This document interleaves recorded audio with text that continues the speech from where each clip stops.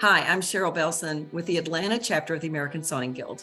And I'm so happy you've joined us today for a panel discussion about having the courage to try things. I am joined today by Toni Morrison, and Toni has shown that she has the courage to try with her entering the world of slow sewing and Alabama Channon. So thank you for joining me, Toni. My pleasure. And I've got Angie Mitchell with me, and Angie has shown her courage to try with a variety of ways, one being with finding some fabric necklaces in a little boutique, and she said, I can do that.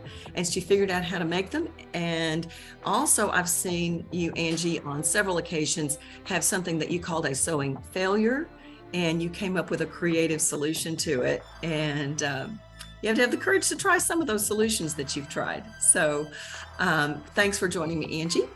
Thank you.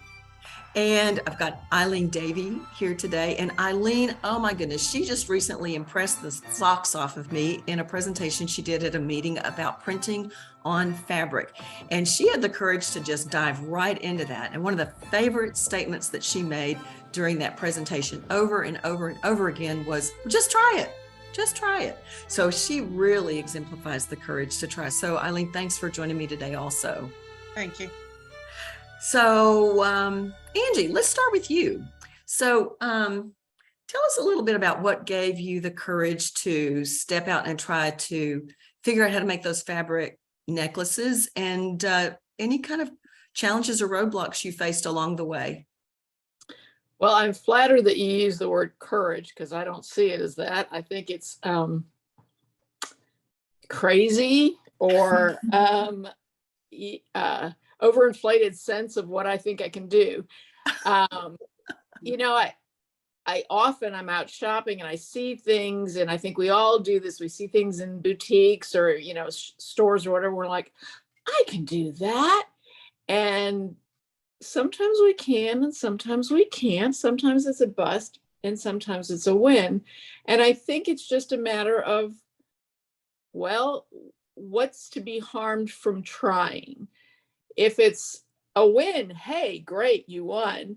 And if it's a bust, then you can have more admiration for that person who did create it and more appreciation for it. And, whether it's the willingness to spend the money to go buy it, but at least you see that, hey, this is really something.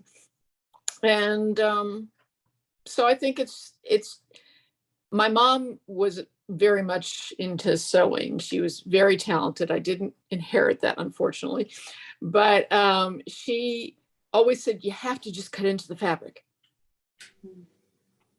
So I guess sometimes you just have to just try. Yeah. I think that what I'm hearing you say is that more than courage to try, it's get rid of the fear of failing. I think that's true because, and maybe it's just not knowing enough to know that I might fail. Hey, let's just see what happens if I try and wrap this fabric around this cord and see if it'll work or it doesn't work, or let's, any of a number of different ventures. You buy a new pattern at the fabric store and you're like, oh, I can do this. And then you suddenly get into it and you're like, oh, that's a little harder than I thought. But, it's exercising your brain and trying things that I think there's so many people that say, I don't know how to sew. And I'm like, do you know how to read? Because then you can figure it out. Very true. That's very true. Well, Eileen, you and your cat could perhaps tell us about. So what gave you the desire and the courage to dive into this fabric printing that you did so much? Well, I am an avid researcher and I do it fairly well. I do it a lot in my work and I love the internet. I don't know what I ever did without it because I have not an original idea in my entire body. Every idea I come up with has to do with research. So I'm looking for something new to try. So when I originally did the printing on fabric, it was for my own purposes. I wanted to make a baby quilt. and I wanted to make the labels on the back of it to match. And so I found artwork on the internet. I have many sites that I go to.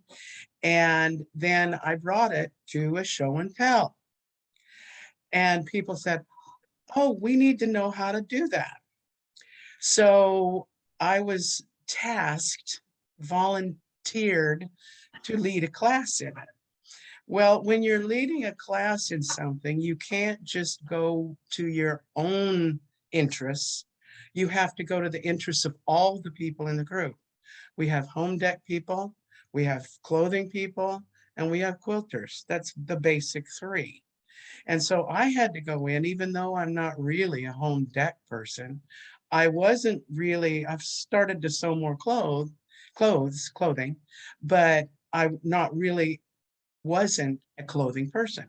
So I had to go and think of ways I could use it in all different sorts of venues so it would appeal to a great number of people. And then from there, it's just spending, I sometimes will spend weeks researching and getting artwork and all of that stuff, preparing for a class.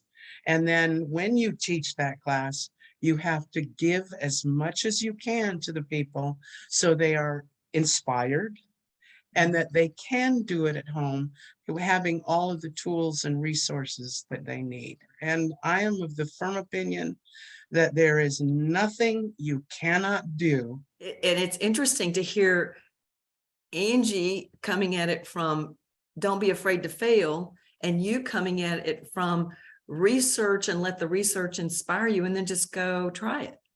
So Yeah. It's interesting. I'll try anything. And the only thing about printing on fabric, the only thing that I had misgivings about was screwing up my printer when I was printing burlap. That was about it. And you conquered that one too. Well, I went out and bought a cheap printer. Okay. All right. Okay. Well, Tony, so man, you've got some of those Alabama Channing garments hanging up in the background behind you. And I've seen those in person. They're amazing. That seems like such a far leap for me. Tell me, how'd you make that leap? How'd you have the courage to try that? Well, similar to what Angie said, I think, I had a desire to own one of the garments. Like she said, she saw her necklaces in a boutique. And one day, a few years back, I was in a mall and I saw these gorgeous dresses in a store window. And I had to go look at them up close. And then I realized that they were hand stitched with embroidery and hand beading, and the whole thing was handmade. So I went inside and I found the rack, and I had to fondle them and admire them, and I wanted to buy one. Well, that's not true. I probably wanted to buy every one of them, but I looked at the price tag and I quickly realized I wouldn't be purchasing any. So I saw the tag be in the back of the garment, and I went home and Googled. It was Alabama Channing. And I realized that she had published a couple books that actually was open sourcing how she made these garments. And so I just wanted one so badly. I just longed to have one, and that's what got me started. I bought some books and drooled over the pictures for a while. And finally, I gathered up a couple of my husband and my son's t-shirts that they were going to throw out and use those to cut up and make myself a couple tops. And that went well. So then I made a few more tops, and then I made a dress. And then I made another dress. And I think that was about the time that my husband surprised me with a Christmas gift, was a gift certificate to go to a workshop at Alabama Channing, because they have these workshops where they actually teach you everything they know. And so it was probably greed, I guess, is the bottom line. I just wanted one of those dresses or jackets so badly. Oh, that's awesome. So it sounds like in your case, it definitely matches some of what Angie said, but you took baby steps, it sounds like. So you had the courage to try, take a step, take a step, take a step, and you just got deeper and deeper and deeper into it. And before you knew it, you were making that beautiful coat that's hanging up on your mannequin behind you. Well, yes, thank you. And that's probably true. You know, I started off, and ironically, apparently that's how Natalie Channon got started, was cutting up some old t-shirts and sewing them back together in some interesting way. And so I kind of did the same approach. But I think after I attended a workshop there in Florence, Alabama, I drank the Kool-Aid, I joined the cult.